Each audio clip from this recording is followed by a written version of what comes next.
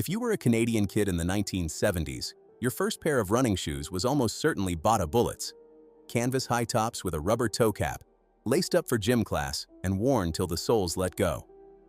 Behind that schoolyard shoe was something enormous, a 5-story factory on the Trent River, 2,500 workers, and a town that carried the company's own name. The company had survived its founder's death in a plane crash, survived a refugee flight from the Nazis, survived the loss of its entire homeland behind the Iron Curtain. And then, after 60 years of making shoes in Batawa, the plant went quiet for the last time.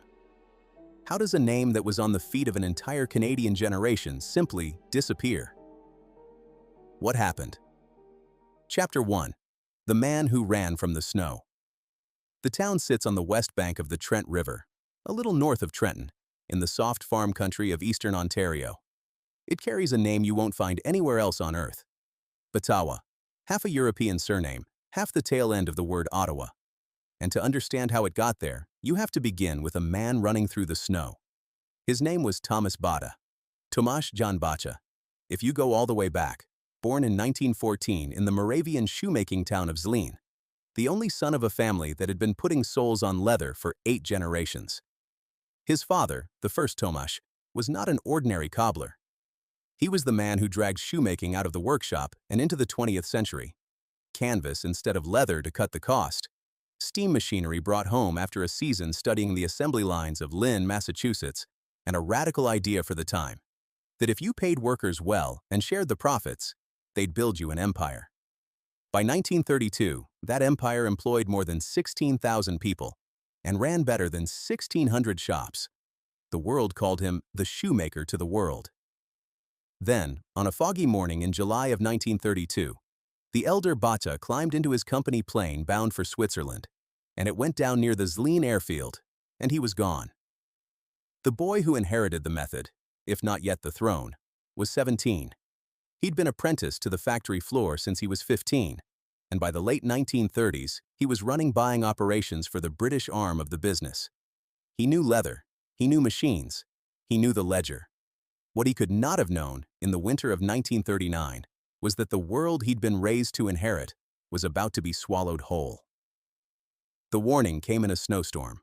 On the 9th of March 1939, a friend flew a small plane through weather that grounded everyone else, landed near Zlin, and told Thomas Bata what the newspapers hadn't yet. The Germans would cross into Czechoslovakia the next morning. There was no time to argue and nowhere to appeal. Bata got into a car and drove south, across the Alps, out of a country that would not exist as a country by the time he cleared the border. He was 24 years old. But here's the thing about Thomas Bata that the panic of that week reveals. He'd already been planning. Ever since the Munich Agreement the autumn before, when Britain and France handed the Sudetenland to Hitler and called it peace, Bata had been quietly moving the company's future out of harm's way. Crates of shoemaking machinery, the presses, the lasts, the cutting dies that were the accumulated genius of 40 years in Zlin, were being packed and shipped out of Czechoslovakia under labels that told the truth and hid it at the same time. They were marked shoes for export. Some went through Africa, some through England, and the money that would rebuild the whole operation on the far side of the ocean went out as gold bars, deposited quietly in his own name at a branch of Barclays Bank in Montreal. It very nearly didn't work. On the last day of August 1939, the eve of the invasion of Poland, the eve of the war itself, a German merchant ship called the Königsberg sat docked at Sorel on the St. Lawrence downriver from Montreal, waiting to unload 800 cases of Bata machines. Before the cranes could move, the captain received a coded order from Berlin. Turn around. Whatever was in those crates, it was staying German. The ship pulled out. Those 800 cases were lost, but most of it got through. In the end, Thomas Bata smuggled something like 10,000 cases of machinery out of a country under occupation, along with roughly 80 of his most skilled Czech experts and their families, toolmakers, engineers, technicians, some of them lifted straight from the Škoda Arms Works. He'd salvaged not just the equipment to make shoes, he'd salvaged the people who knew how. Now he needed a place to put them. Chapter 2. Shoes for export. Most of the men around Thomas Bata wanted the United States. It was the obvious choice. Bigger market, deeper capital, a place where the family already had connections. His uncle would in fact rebuild the American operation in Maryland. But Thomas said no. He wanted Canada. Part of it was sentiment. As a boy, he'd read Jack London, and the North Country of moose and snow and endless forest had lodged itself in his imagination the way a place does when you're young and haven't seen it yet. But part of it was cold arithmetic. He didn't want Quebec. The language was a barrier. The distances were long.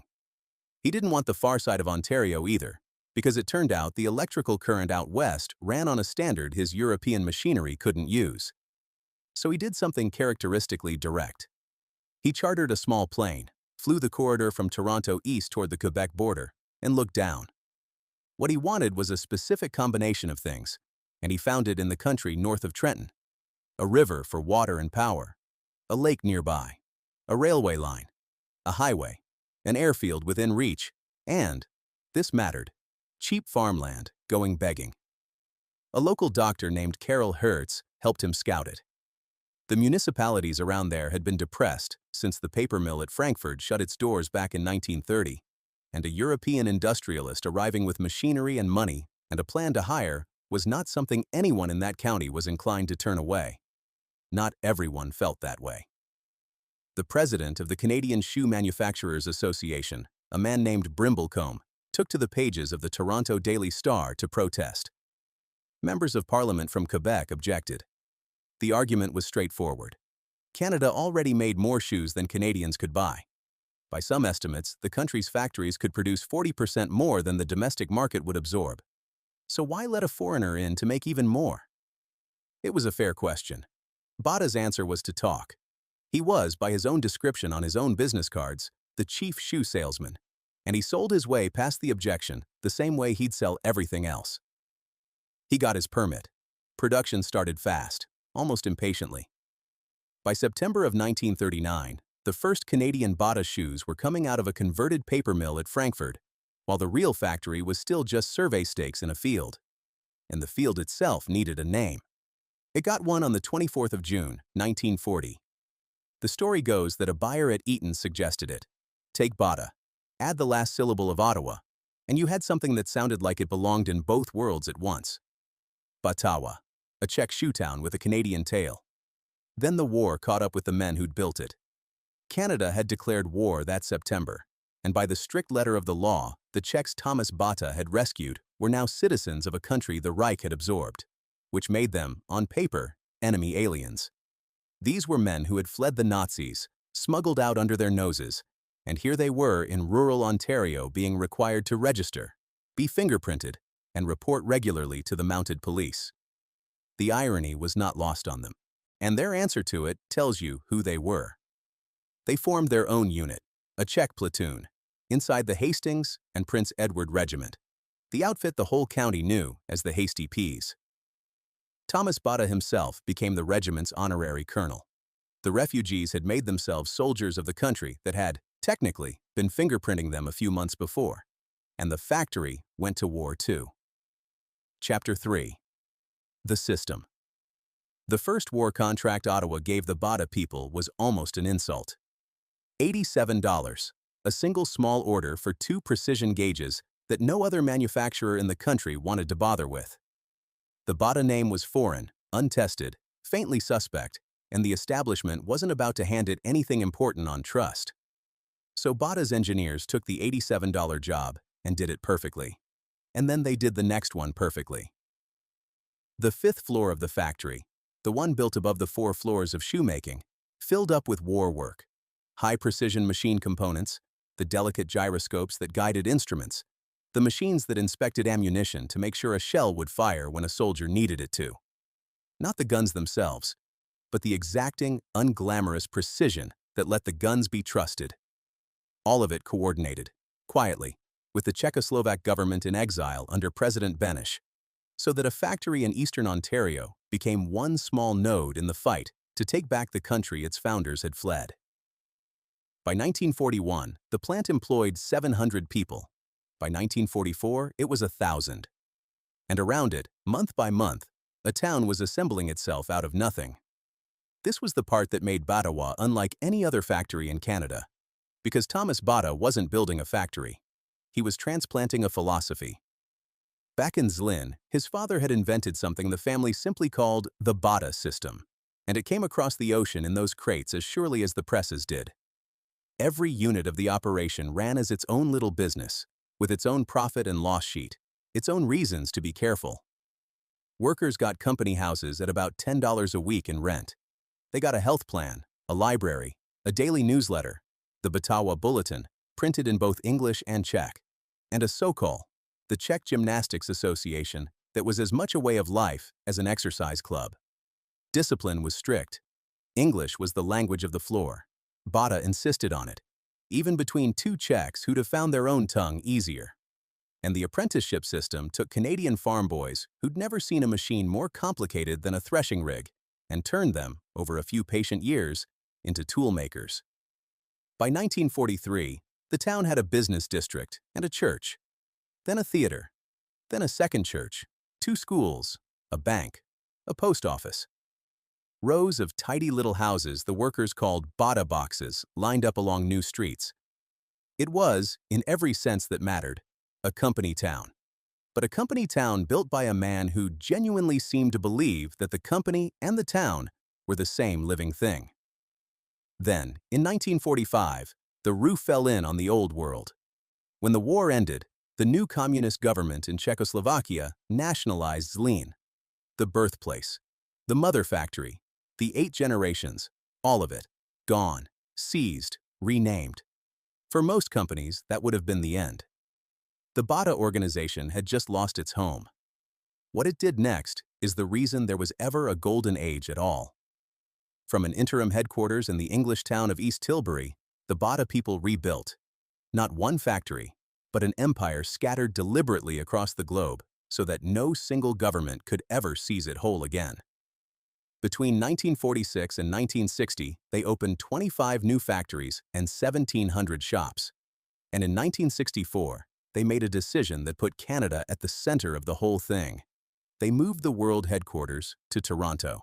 The next year, on Winford Drive in North York, the ultramodern Bata International Center opened its doors, a building so confidently of its moment that its later demolition would be mourned by architects across the country. From there, a Czech family that had run for its life in 1939 ran a business that by 1975 spanned 89 countries, employed some 90,000 people, operated around 90 factories and more than 5,000 shops, and turned out 250 million pairs of shoes a year. Here is the thing worth understanding about all of it. Canada's industrial story is usually a branch plant story. Head office in London or Detroit or Pittsburgh. Decisions arriving from somewhere else. Bata was the opposite. It was a foreign company that made Canada its home, its brain, its center, and the seed of the whole enterprise. The first plant Thomas Bata had built with his own smuggled machines was the little factory on the Trent. Chapter 4. 4 floors and a river. Walk up to the Batawa factory on a January morning in the 1960s, and the first thing you'd notice is the cold. The particular Eastern Ontario cold that comes off a half-frozen river and finds the gap between your collar and your scarf. The building rose 5 stories of red brick and ribbon windows and reinforced concrete, a shape that would have looked entirely at home in a Moravian valley and looked faintly astonishing here, above the snow and the spruce.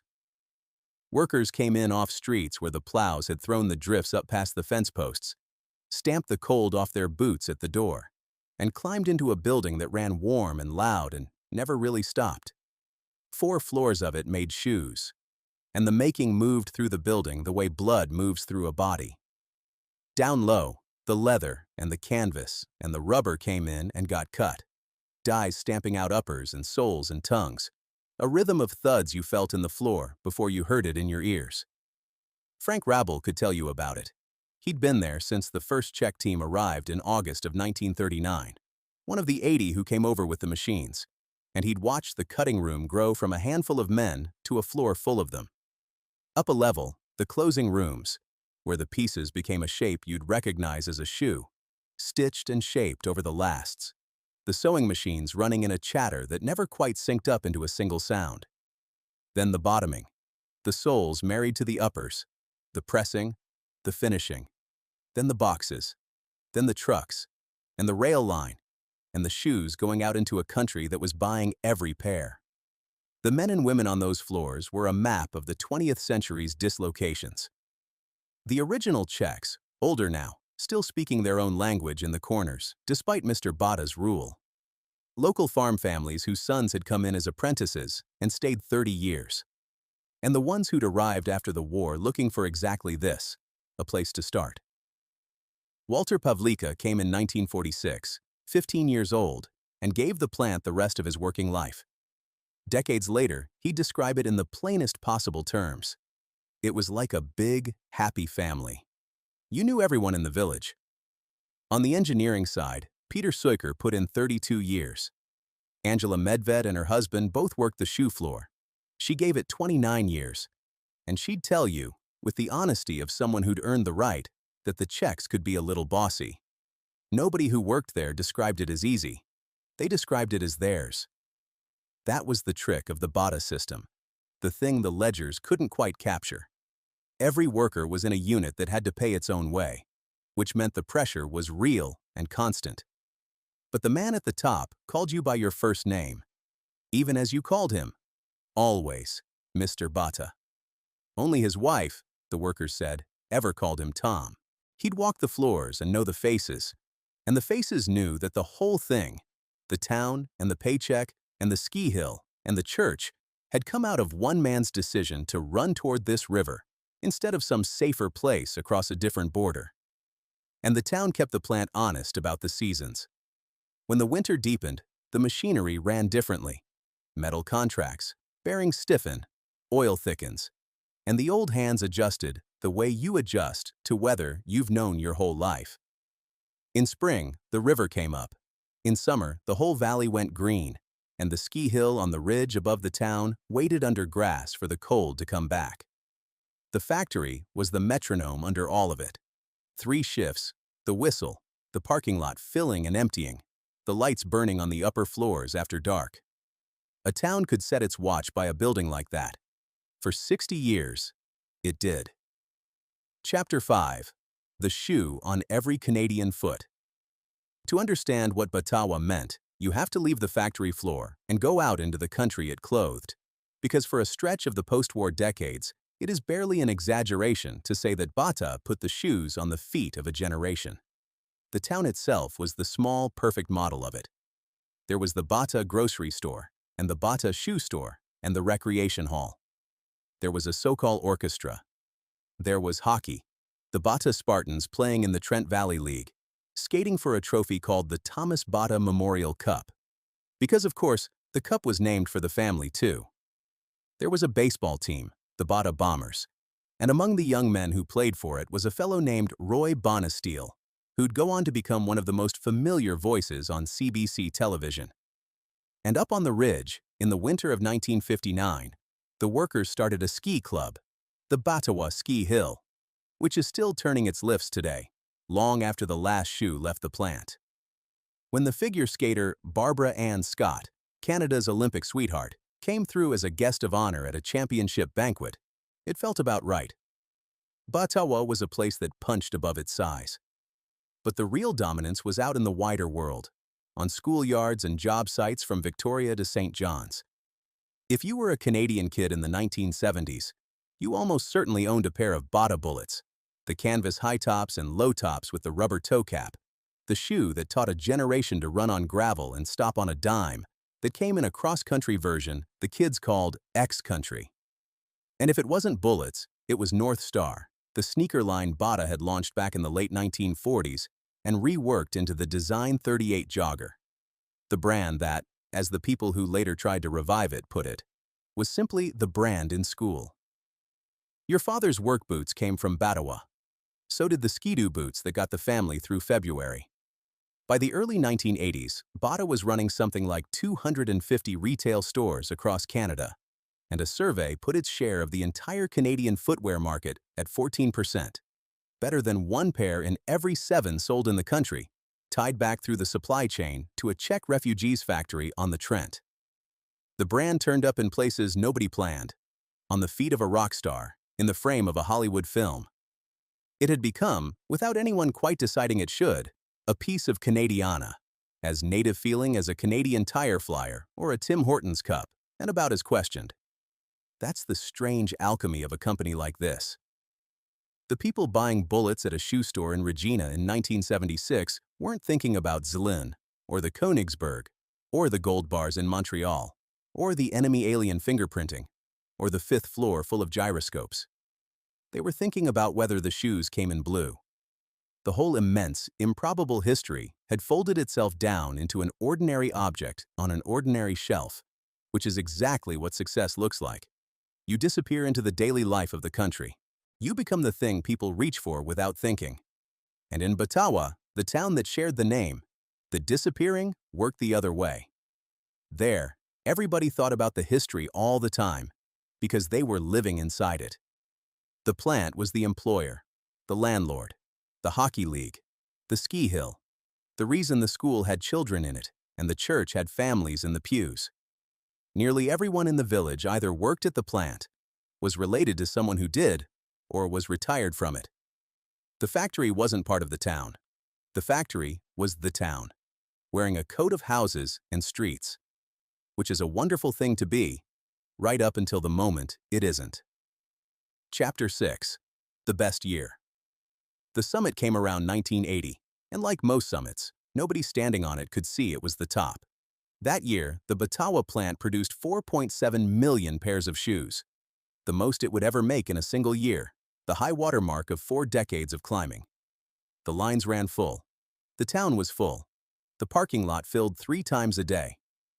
Thomas Bata was in his 60s by then, still calling himself the chief shoe salesman, still walking floors and knowing names, presiding over a global organization that had risen from the ashes of a seized homeland to become genuinely one of the great shoemaking enterprises on earth.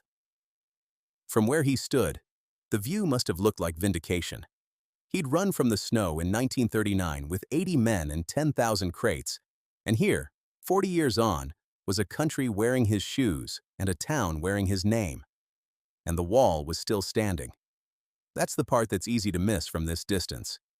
For all those decades, Canadian shoemaking had lived behind a tariff wall, footwear duties among the highest on any consumer good the country imported. And that wall was the reason a plant in eastern Ontario could make a shoe that competed. The costs were higher here. The winters were longer, the volumes smaller, the wages Canadian. None of that mattered so long as the wall held, because the wall meant a shoe made in Batawa, and a shoe made abroad arrived at the store shelf on something close to even terms. The border was right there, Detroit and Buffalo, and the whole industrial weight of the United States within a day's drive. And the wall was what kept that weight at bay. Nobody on the floor in 1980 spent much time thinking about tariffs. Why would they? The tariff had always been there, the way the river had always been there, the way the cold came every January. It was just part of the landscape. It didn't occur to most people that a landscape could be legislated away. But there were shadows at the edge of the best year, and they were closer than anyone wanted to look. Out in the wider world, shoes were already coming off assembly lines in Asia at a fraction of what they cost to make in Ontario, and every year the fraction got smaller and the volume got bigger.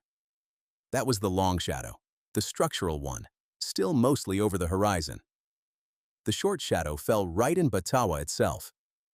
Because 1980, the very best year, the 4.7 million pair year, the peak of everything the family had built on that river, was also the year the plant went out on strike. Management and labor fell out over control of the pension plan, and the town that had called itself a big, happy family discovered that families can break. It was the first serious rupture in 40 years, and it landed on the founder harder than the loss of Zelene ever had. Thomas Bata would call it the most disappointing experience of his life. He didn't say so yet. In 1980, the shoes were still going out by the millions, and the ski hill was still running, and the whistle still blew 3 times a day over the Trent. The peak looked like a plateau. It always does. But something had cracked in the founder's heart that year. a small, quiet fracture in the emotional foundation the whole enterprise had been poured on, and 40 years of goodwill, it would turn out, was not the same thing as forever. Chapter 7. The Cold Light of Performance. The strike settled, as strikes do. The line started up again. The shoes went out. And to anyone driving past on the highway, Batawa in the early 1980s looked exactly like Batawa in the late 1970s. A full plant, a full town, the whistle over the Trent 3 times a day.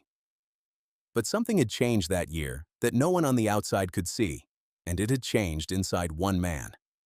To understand it, you have to go back into the strike itself, because the strike is where this story turns. It came in 1980, the same year the plant made 4.7 million pairs of shoes, the best year it would ever have. Think about that for a moment. The rupture and the peak arrived together, in the same 12 months, in the same building. The quarrel was over the pension plan, over who would control it, the workers or the company. And after 4 decades in which Batawa had described itself as a family, the family found out it was also, and had always also been, an employer and a workforce with different interests at the same table. That is not a scandal. It is simply what a company is. But Thomas Bata had never fully believed it about this place, and the discovery wounded him in a way the loss of Zleen never had. The founder set it down years later, in his memoir, and the words are the hinge of the whole tragedy. Batawa had held a special place in his heart, he wrote. The first plant he'd built, the launching pad for everything that came after. And then, in almost the same breath, the sentence that reads now like a sentence in the legal sense, handed down before the crime. The plant would be expected to justify its existence in the cold light of performance, rather than through any emotional involvement. The emotional ties, he wrote, had been stretched to their limit.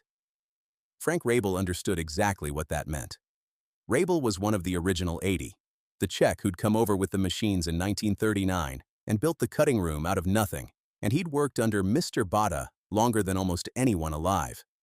He believed the founder was never the same about Batawa after the strike, that the man who had built the town out of something close to love now looked at it the way an accountant looks at a line item. The father, the first Tomasz, had raised the whole enterprise on the radical idea that if you treated workers well, they'd build you an empire. The son, wounded in the one place he'd thought was safe, had begun to reach for a ruler. That was the internal fracture. It was quiet, and it was invisible from the floor, and it would sit dormant for the better part of 20 years before it did its work. The external fracture was louder, and it was coming whether the founder's heart had cracked or not. Chapter 8. The Wall. For 100 years, Canadian shoemaking had lived behind a wall. Not a wall of brick, a wall of tariffs, built deliberately, going back to the national policy of the 1870s, when the young country decided it would tax the goods that crossed its southern border in order to give its own factories room to grow. Footwear sat behind one of the highest walls of all, because everyone understood that a shoe was a simple thing, easily made anywhere labor was cheap, and that without protection, a Canadian shoe industry would not last a decade against bigger, cheaper producers to the south and across the seas. The wall was the reason Batawa worked. That is the thing to understand before any of the rest of it makes sense. The costs in Eastern Ontario were high. The winters were long. The volumes were small by world standards. The wages were Canadian wages. None of it mattered so long as the wall held, because the wall meant that a shoe made on the Trent and a shoe made abroad reached the same store shelf at something close to the same price. The border was right there. Detroit and Buffalo, and the whole industrial mass of the United States within a day's drive. And the tariff was the thing that kept all that weight from simply rolling north and flattening a plant that could never match it on cost alone. Nobody on the Batawa floor spent much time thinking about the tariff. Why would they? It had always been there, the way the river had always been there, the way the cold came every January. It was part of the landscape. It never occurred to most people that a landscape could be voted away in an afternoon. Then, in the autumn of 1988, the country held an election, and the ballot was, in effect, a single question. Should Canada sign a free trade agreement with the United States? Brian Mulroney's progressive conservatives said yes and staked the government on it. They won. And on the 1st of January, 1989, the Canada-United States Free Trade Agreement came into force. It closed no factories that day. This is the part that gets lost when people say free trade killed the plant, because free trade did not kill anything on the 2nd of January. The wall did not fall. It began, tariff line by tariff line, over years, to be lowered. No one in Batawa was laid off that winter because of it. But the terms of the entire game had changed, and the industries with the most to lose were precisely the ones that had lived their whole lives inside the wall's shadow. An economist named Daniel Treffler would go on to study exactly what happened to those industries, and his findings read like a diagnosis written after the patient had already begun to fail. In the third of Canadian industries that faced the deepest tariff cuts, the low-margin, labor-heavy trades the wall had been built to protect, employment fell by something like 15%. Output dropped, plants closed, and Treffler named the trades that took the worst of it, one after another: garment makers, upholstered furniture, footwear. The most protected industries in the country turned out to be the ones that could not breathe once the air was let in. Then, in 1994, came NAFTA, and the border opened wider still, this time southward to Mexico as well. And standing behind both of those agreements, larger every single year, was the force that no politician in Ottawa or Washington had created, and none of them could have stopped: the rise of shoemaking in Asia, where a pair of shoes could be made and packed and shipped across an entire ocean for less than the cost of the leather alone in Ontario. The arithmetic is worth stating once, plainly, because it is the whole story compressed into two numbers. A quarter century before the plant closed, roughly half the shoes Canadians wore had been made in Canada. By the time it closed, more than 9 in every 10 were imported, most of them from China. Half, to less than a tenth, in the span of a single working life. Frank Rabel had come over in 1939 to help build an industry. He would live to watch that industry become a thing the country bought from somewhere else. You could stand in Batawa in 1990 and feel none of this. The wall was still half up. The lines still ran. But the men and women on the floor were now competing, whether they knew it or not, against a factory 10,000 kilometers away that paid its workers in a day roughly what Batawa paid in an hour. The founder had promised, back in 1980, to judge the place in the cold light of performance.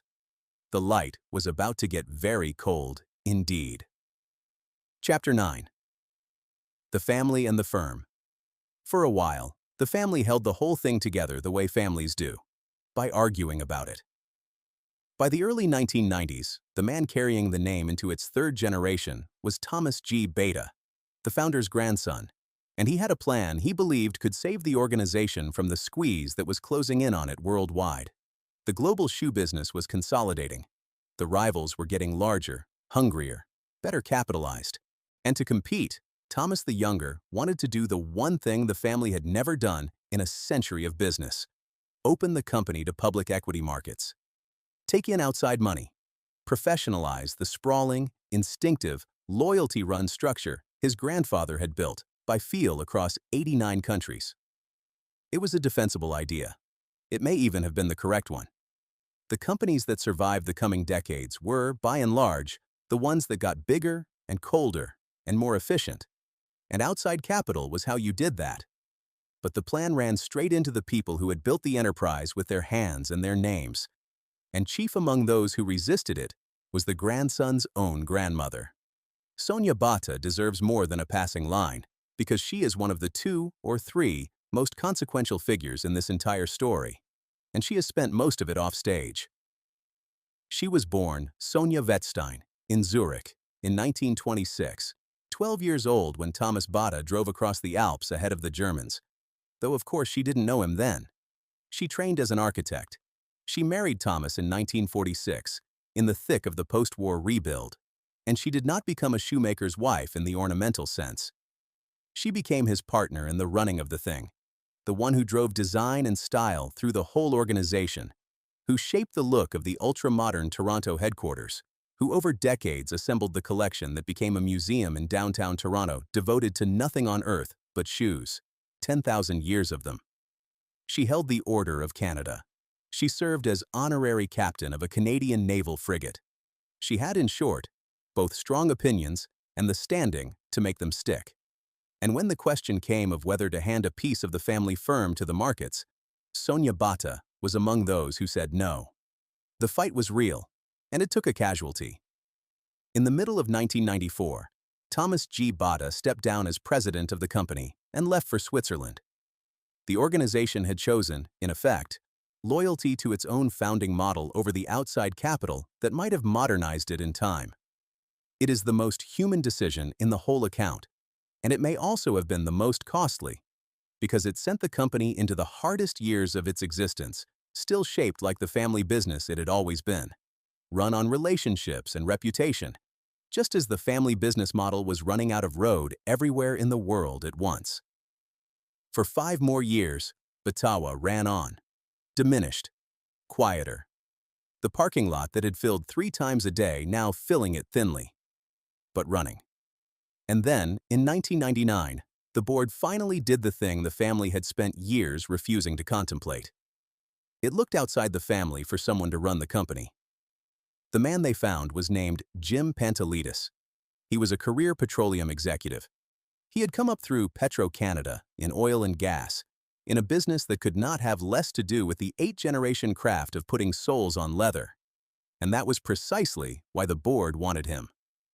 An outsider would feel none of what Frank Rabel felt walking the cutting room, none of what Walter Pavlica meant when he called the place a big, happy family, none of what the old founder had felt for 40 years, knowing every face on every floor.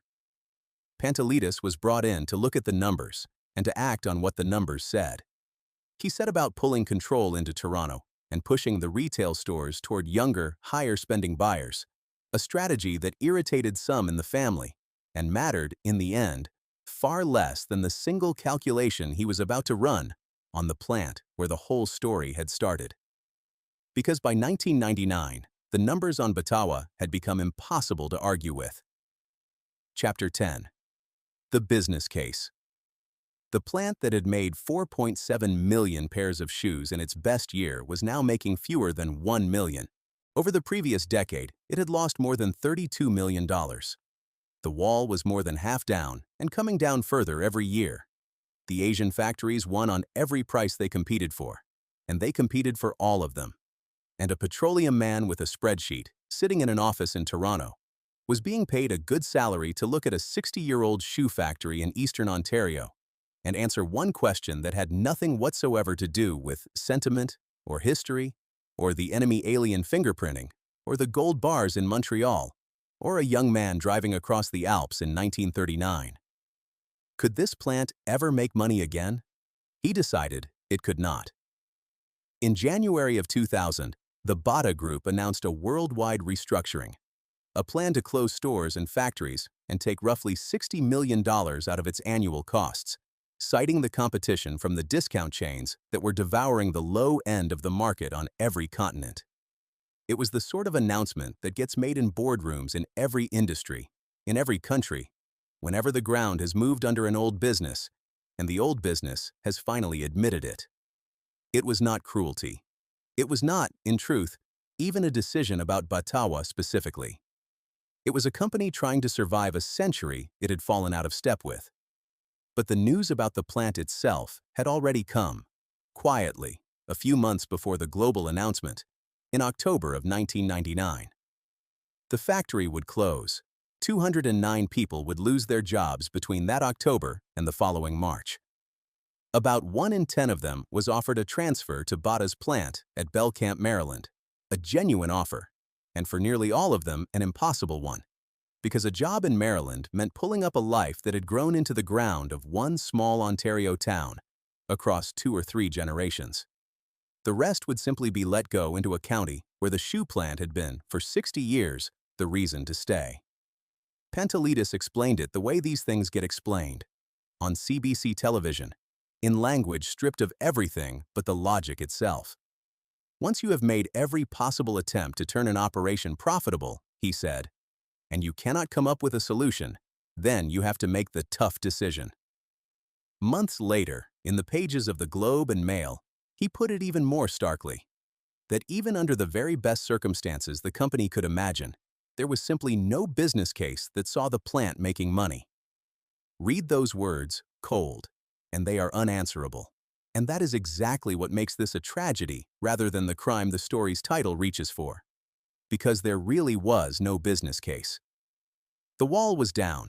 The imports were cheaper by an order of magnitude. The building was old, the volumes were gone, and every figure Jim Pantelidis examined told him the same thing that the figures were telling executives in 100 other Canadian towns in those same years. He was not wrong. That is the unbearable part. A man doing his job correctly, arriving at the only conclusion the arithmetic permitted, brought 60 years of shoemaking on the Trent to an end. And the arithmetic had been set, moving long before he ever saw a Bata balance sheet. It was set moving in an election in 1988, in a trade agreement that came into force on New Year's Day of 1989, in a second agreement in 1994, in a strike in 1980, and in the founder's heart, the year the emotional ties stretched to their limit, and in a family's choice in 1994 to hold on to its own model 1 year, or 5, or 10, too long. And behind every bit of it, the factories rising across the Pacific that would have undercut Batawa no matter what anyone in Ontario or Ottawa or Toronto had decided. Not one decision then. The story keeps insisting on this, no matter how you frame the question. Not one villain in one room on one afternoon. A long chain of choices, some reasonable and some merely human, each link forged by someone doing what seemed right or necessary or simply unavoidable at the time.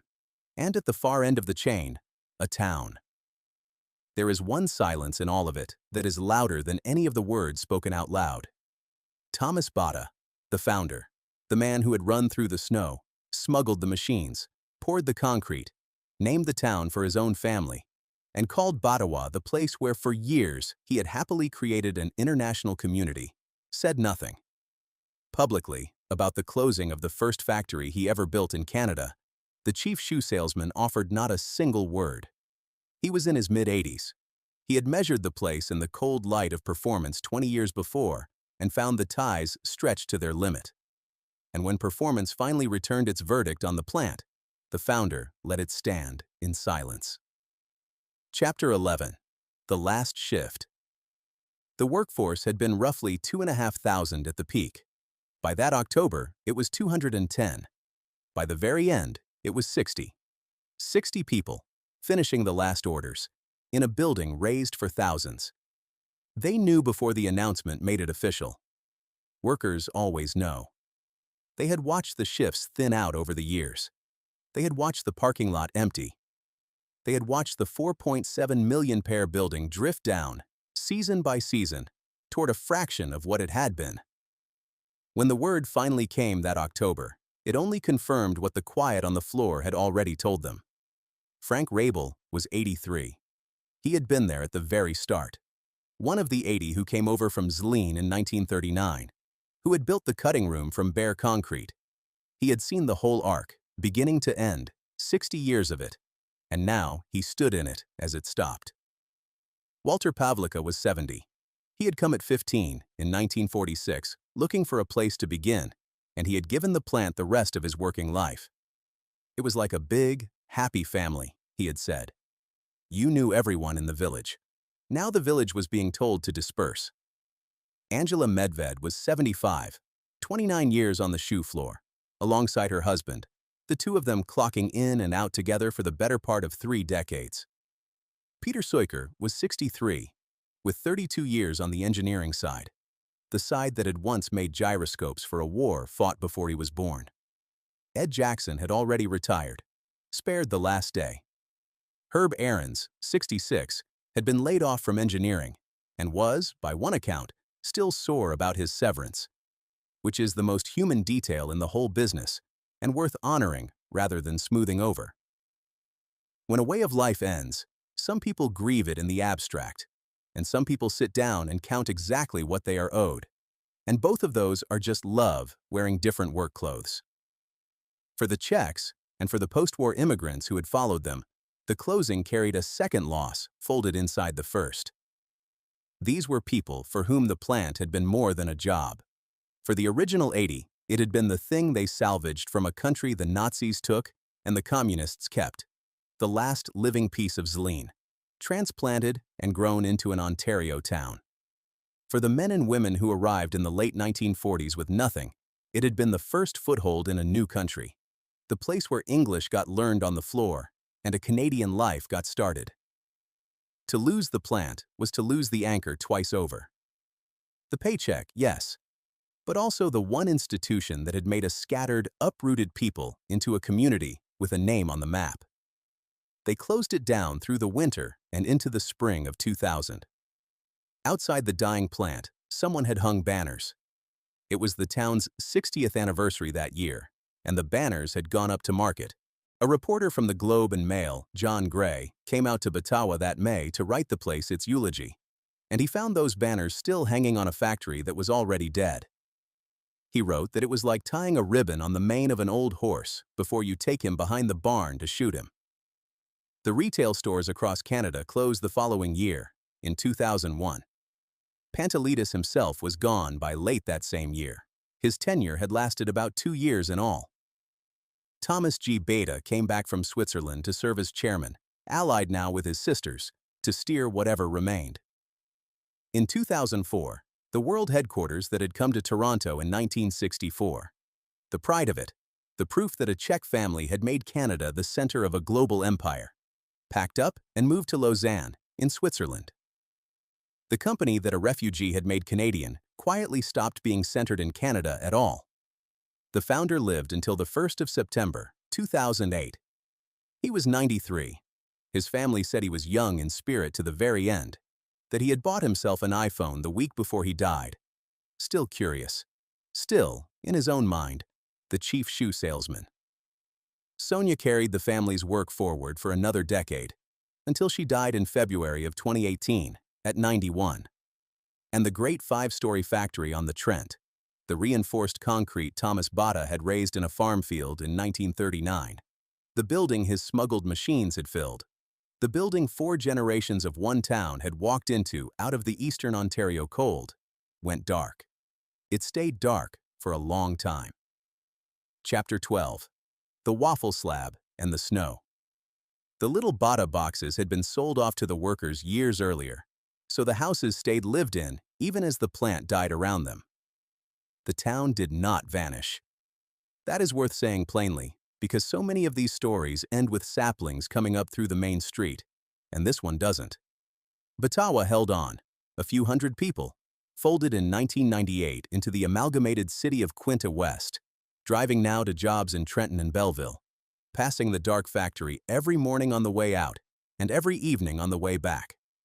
The factory itself passed to a plastics company, and then, by degrees, to nothing much at all. By 2006, it stood effectively empty, 5 stories of Moravian functionalism going silent in the snow, used now and then for the only purposes an empty concrete fortress can serve. The Canadian Armed Forces ran training exercises inside it. So did firefighters, practicing in a building no one needed to keep standing. And winter did to it what Canadian winter does to anything left untended. The freeze and thaw worked at the concrete. Snow found the broken windows and drifted in across floors that had not felt a footstep in years. The building stood above the town like a headstone with the town's own name carved into it. And then Sonia Bata decided it would not be allowed to die. In 2005, she incorporated the Batawa Development Corporation and bought back the whole estate, some 1,500 acres of the land her husband had chosen from the window of a small plane in 1939. She was in her late 70s. She had trained as an architect long before she ever became a Bata, and now, near the end of a long life, she turned that training onto the ruin of the first thing the family had ever built in Canada. She would not tear it down. She would bring it back. The work took years, and figures involved along the way included people like Bengt Gunnarsson and Raquel Richardson, who helped drive the revitalization forward. Salvage began around 2013.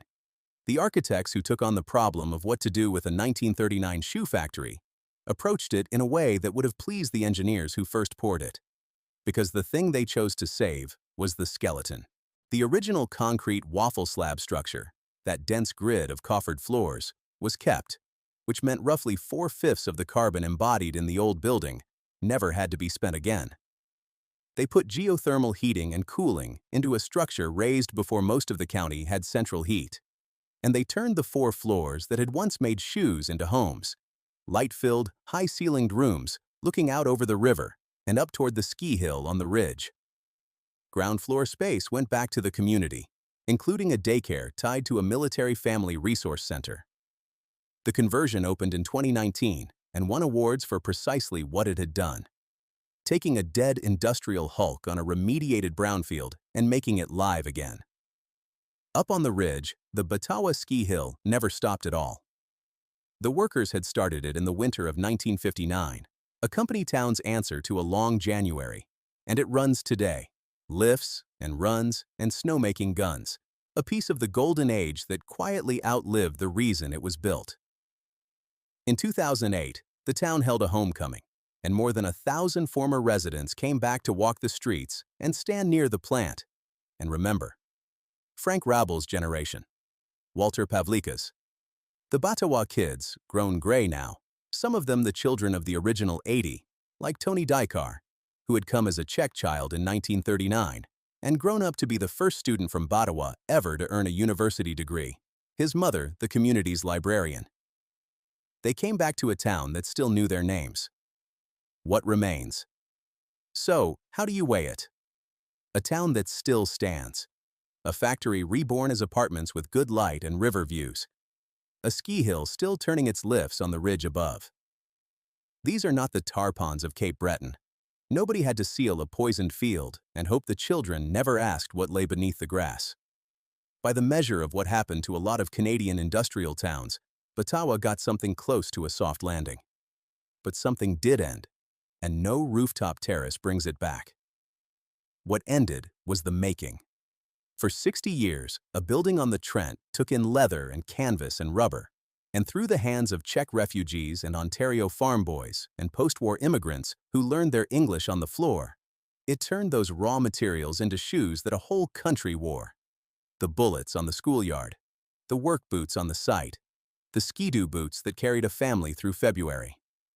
A kid in Regina in 1976 reached for a pair without a single thought for where they had come from. And that thoughtlessness was the entire achievement. The shoes were simply there, Canadian, ordinary, everywhere. And then quietly, across a single decade, they weren't. The plant that made them fell silent, and more than 9 in 10 of the shoes on Canadian feet began arriving from the far side of the same ocean the founder had once crossed the other way, running from the snow with his machines packed in crates that lied about what they carried. The apartments have good light now. People live in them who may never know that the concrete under their floors was poured by men who had been fingerprinted as enemy aliens in a country they had just volunteered to fight for. The daycare children play beneath a waffle slab that outlasted the company, the empire, the founder, and the whole idea that Canada was a country that made the things its people wore.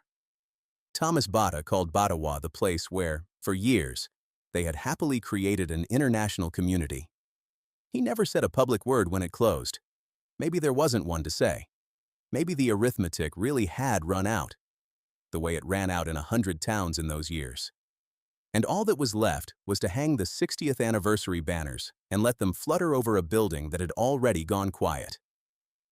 The river still runs past it. The ski hill still runs above it.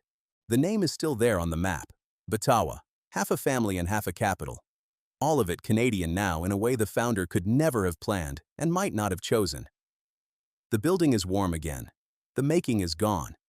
And the snow still comes off the Trent every January, finding the gap between the collar and the scarf, the way it did for the man who ran all this way to get away from it.